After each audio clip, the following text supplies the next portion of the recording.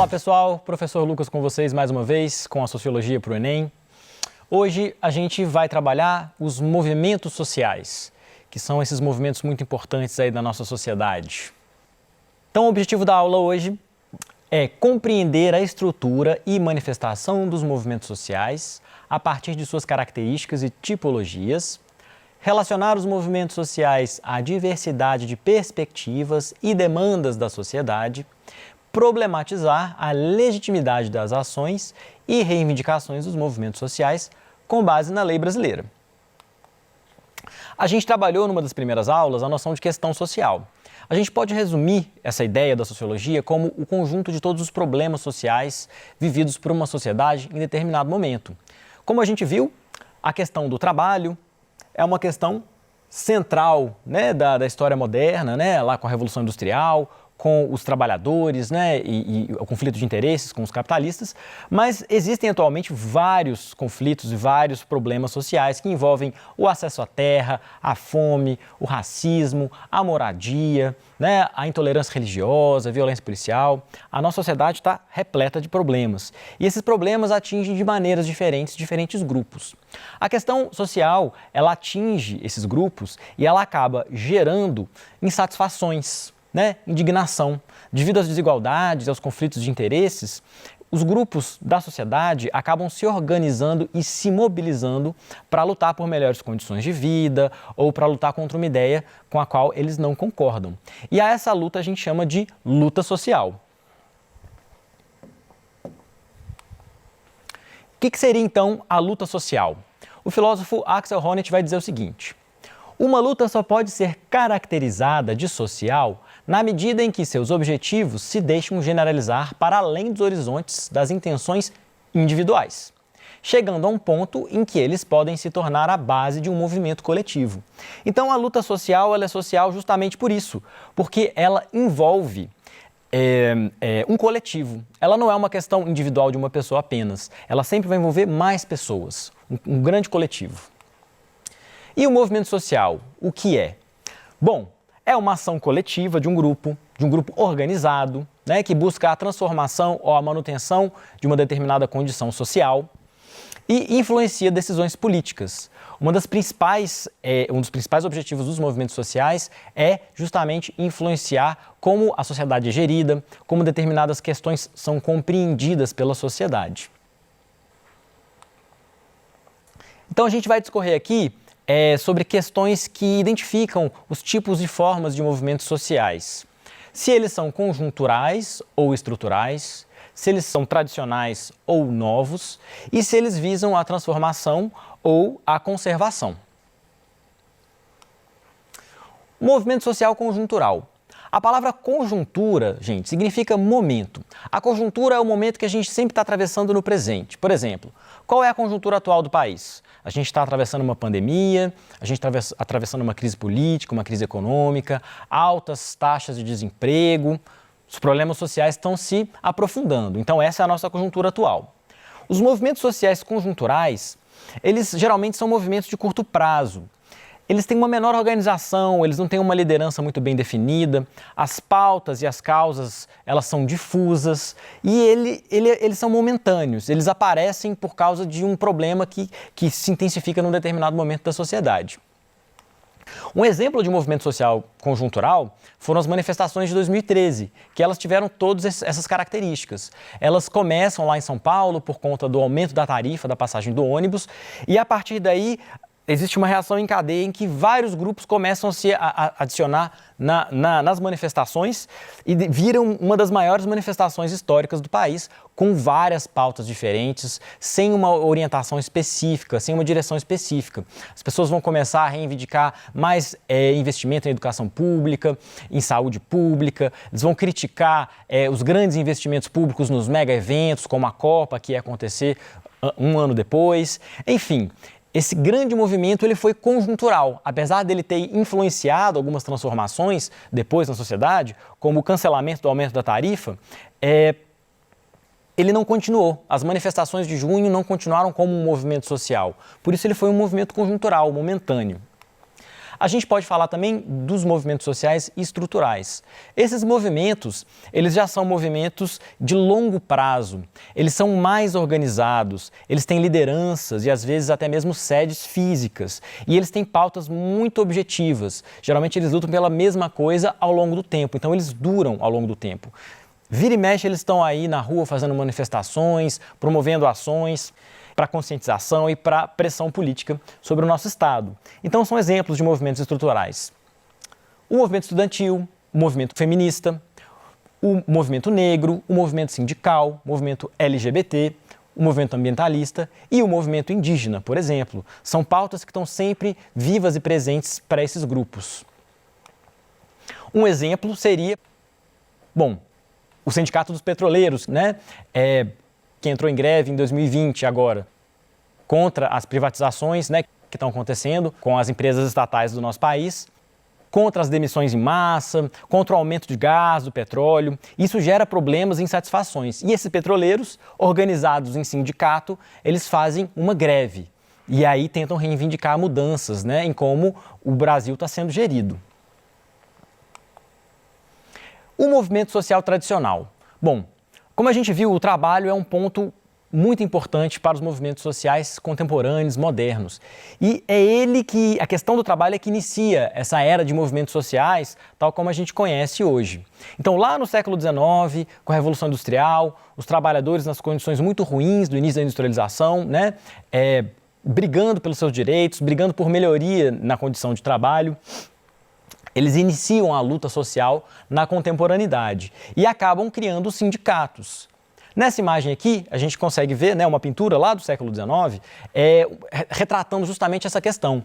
A gente pode ver aqui à esquerda um senhor em pé aqui na frente da mansão, com uma cartola representando o dono de fábrica capitalista, e na frente da casa dele, uma aglomeração de trabalhadores indo reivindicar melhores condições de trabalho. Não sei se dá para perceber aí, mas ao fundo tem um panorama bem cinza, com várias fábricas, Esse é o contexto de surgimento dos movimentos trabalhistas, que são, por excelência, os movimentos sociais tradicionais.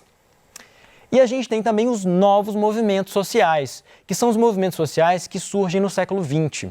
A pauta trabalhista ela não deixa de ser importante, a pauta de classe, mas as questões no século XX se voltam para as minorias sociais.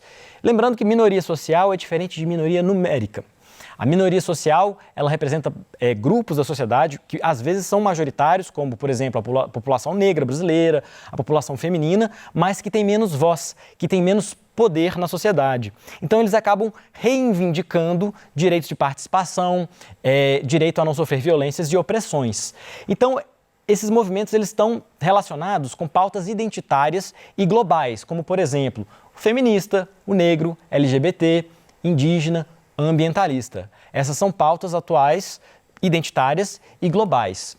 Aqui a gente tem a representação desses movimentos, um dando o braço para o outro. E isso faz a gente lembrar do nosso conceito de interseccionalidade, que é o cruzamento dessas características identitárias que fazem com que as pessoas tenham condições de vida muito diferentes. Se uma pessoa no Brasil atual é uma mulher, é negra ou indígena, ou LGBT, ou tudo isso junto, ela vai ter uma condição de vida muito diferente do restante da população que não tem as mesmas características. Então, os movimentos eles estão pela transformação ou pela conservação? Muita atenção aqui, galera, porque isso pode ser uma pegadinha. Os movimentos sociais, independente de qual é a luta ou a causa, eles podem estar pró ou contra alguma coisa, todos eles. Um movimento conservador pode estar defendendo a transformação de alguma coisa, um movimento progressista pode estar defendendo a manutenção de alguma coisa. A gente tem aqui o exemplo da redução da maioridade penal, que é a idade mínima que é reconhecida por lei para uma pessoa ser presa. Atualmente é 18 anos no país. Em 2015, a pauta ela estava sendo bastante discutida e existiam pessoas que queriam transformar essa situação legal do país, que queria reduzir a maioridade penal para 16 anos, o que ia gerar mais encarceramento e mais prisão, e existiam grupos que queriam manter e conservar essa lei como estava e, ao mesmo tempo, produzir e gerar mais políticas públicas que melhorassem a qualidade de vida da juventude brasileira. Então aqui a gente tem exemplos, né, de manifestações de movimentos conservadores e progressistas. Aqui em cima, o movimento conservador falando: se o crime não tem idade, por que a punição teria? Né? Se os jovens menores de idade cometem crimes, por que eles também não podem ir para a prisão? Isso é uma pauta defendida por esse movimento. Nesse outro movimento aqui embaixo, a gente tem o seguinte: para que prender se podemos educar? Aqui é a ideia de direitos sociais, né, de melhorar as condições de vida para atingir aí essa população e reduzir as taxas de criminalidade. Né? Então, transformação e conservação sempre vai depender do que está sendo defendido por um movimento. E aí a gente não pode confundir isso que eu acabei de falar com as visões, as diferentes visões que existem na nossa sociedade. A gente pode falar de forma resumida que existem 4 referências importantes na nossa sociedade a respeito de como as coisas devem ser, de quais são os valores necessários e possíveis na sociedade. Então, a visão reacionária é uma visão que ela reage às transformações sociais. A gente pode falar que os grupos reacionários eles têm uma tendência a romantizar como era no passado, como era bom no passado, né? Por exemplo, quando os trabalhadores não tinham tantos direitos e não causavam tanto prejuízo para os patrões. Se as pessoas pensam assim, elas podem ser consideradas reacionárias. Existe a visão conservadora, que de uma maneira bem simplificada a gente pode falar que pertence a grupos privilegiados na sociedade. Eles estão bem da forma como a sociedade está organizada. Eles estão numa posição ok, a condição de vida deles está boa, eles estão ganhando com isso. Então eles vão querer manter, vão querer conservar a situação do jeito que ela está.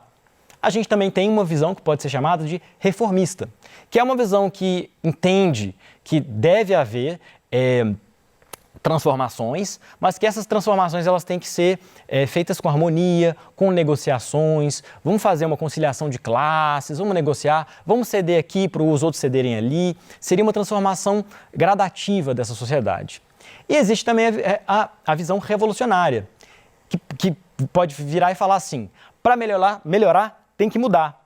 Tem que mudar tudo, avante. Ou seja, essa é uma visão de pessoas que têm urgência em transformações sociais. Geralmente, a visão revolucionária ela está ligada a grupos que são altamente oprimidos e que estão em situações de vida altamente desfavoráveis na nossa sociedade e querem uma mudança imediata e total, né, do quadro social que a gente vive.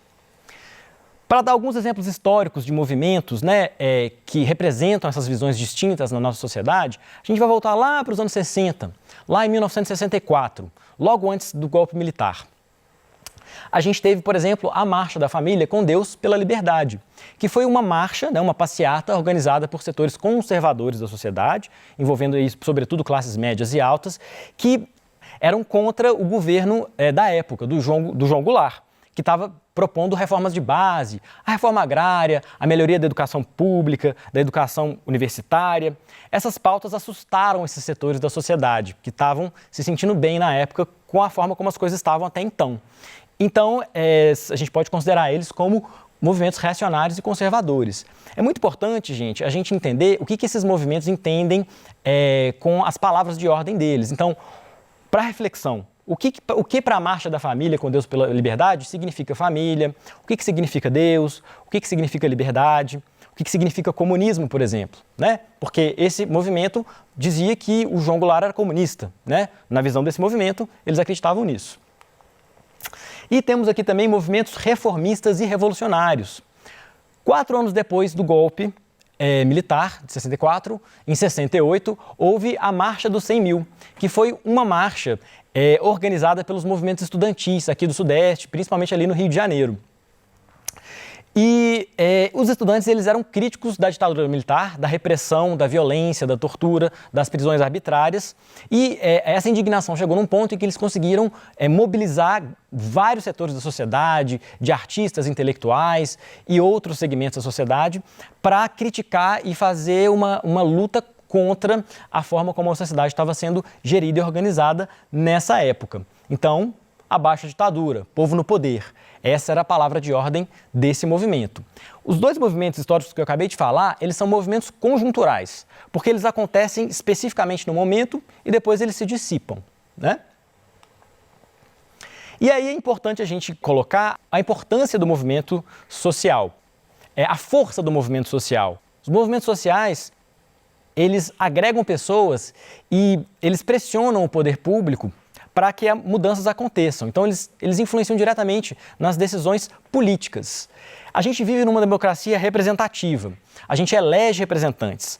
Mas o que garante que esses representantes vão defender os nossos direitos? Então, o protagonismo dos movimentos sociais, eles expandem a noção de democracia, ok? Porque eles permitem uma participação ativa para além do voto sobre as decisões políticas. E aí a gente chega num termo criado pelo filósofo Karl Popper, que é o paradoxo da tolerância, que de maneira bem simplificada é o seguinte: nas sociedades democráticas, né, assim, a tolerância é uma característica dessas sociedades, né? Para a sociedade ser democrática, a gente tem que reconhecer as diferenças e tolerar uns aos outros e negociar o rumo que essa sociedade vai tomar. Só que a única coisa que não pode ser tolerada numa sociedade democrática é justamente a intolerância. Então, o paradoxo é justamente esse, porque para uma sociedade democrática existir, a gente tem que ser intolerante em relação aos intolerantes. Porque se os intolerantes forem tolerados e se eles tomarem o poder, essa democracia está em risco. E a diversidade de visões existentes numa sociedade, ela pode acabar. Atentem para esse conceito, depois deem uma estudadinha nisso, porque isso é um ótimo argumento, por exemplo, para você usar numa redação do Enem, ok? Sobre democracia, por exemplo. E a gente vai falar rapidamente aqui do caso do MTST, Movimento dos Trabalhadores Sem Teto, que é um movimento muito conhecido, né, atualmente, e que gera muita polêmica, muita discussão, né? É um movimento de luta pelo direito à moradia, ok? E existem diferentes compreensões a respeito da atuação desse movimento. Os setores mais conservadores, né, que defendem a propriedade privada, eles vão falar que esse movimento ele promove invasões. Por outro lado, movimentos mais progressistas vão falar que esse movimento promove ocupações. Existe uma diferença na compreensão de atuação desses movimentos. E o que está em questão aqui é justamente a legitimidade da luta desse movimento. Quando a gente fala legitimidade, a gente está falando que esse movimento ele é reconhecido, se esse movimento é reconhecido ou não, se a causa dele é justa, se ele é legal. Então vamos dar uma olhadinha no texto da Constituição, que sempre ajuda a gente a entender como o nosso Estado deve funcionar e o que é aceitável. No artigo 5, fala que todos são iguais perante a lei e que nos termos seguintes, entre vários termos, é garantido o direito à propriedade, né, à propriedade privada. Só que, ao mesmo tempo, essa propriedade ela tem que atender à função social. Ou seja, um prédio cheio de apartamentos, ele não pode ficar vazio, porque senão ele não vai estar atendendo à função social. É justamente aí que o MTST entra em cena. Ele ocupa o prédio, na visão, né, do movimento, que esse prédio está ocioso, né? E a luta desse movimento ela pode ser considerada, no nível da lei, legítima, porque entre os vários direitos, o direito à moradia é um direito que está presente na nossa Constituição. É reconhecido publicamente como um direito que deve ser preservado pelo Estado. A gente também chega na questão da mídia, da representação desses movimentos sociais. Como a gente viu em umas aulas passadas sobre a indústria cultural, no nosso país, os meios de comunicação hegemônicos, de massa, eles estão nas mãos de pessoas muito poderosas, que têm interesses muito específicos. Então, raramente eles vão veicular informações que vão na contramão dos seus interesses. Então, a mídia hegemônica, os grandes veículos de comunicação, eles muitas vezes eles omitem ou mesmo criminalizam, né, projetam imagens de crime sobre as pautas e sobre esses movimentos sociais. Um fato interessante da gente notar é o fato das manifestações de junho de 2013, em que no primeiro momento as manifestações elas eram representadas pelos canais, maiores canais da televisão, como manifestações de vândalos, manifestações violentas, e aí a partir do momento em que esses canais, né, que os donos desses canais perceberam que eles podiam aproveitar o momento político para defender os próprios interesses, eles mudam o tom e começam a chamar as manifestações de manifestações pacíficas, pela democracia e tudo mais. E quais são as formas de ação principais desses movimentos sociais? As greves são a maneira mais tradicional, né, ligada ao trabalhismo, as passeatas, outras manifestações como os comícios, a panfletagem, né, para distribuir as ideias e, atualmente, a ação virtual, que tomou conta do pedaço, né? E é muito importante, a internet ela assumiu um papel muito importante na comunicação e na divulgação das organizações, dos movimentos sociais. Então, ela é atualmente um instrumento muito importante aí para a luta social. Ok, pessoal? Então a gente fica por aqui e até a próxima aula.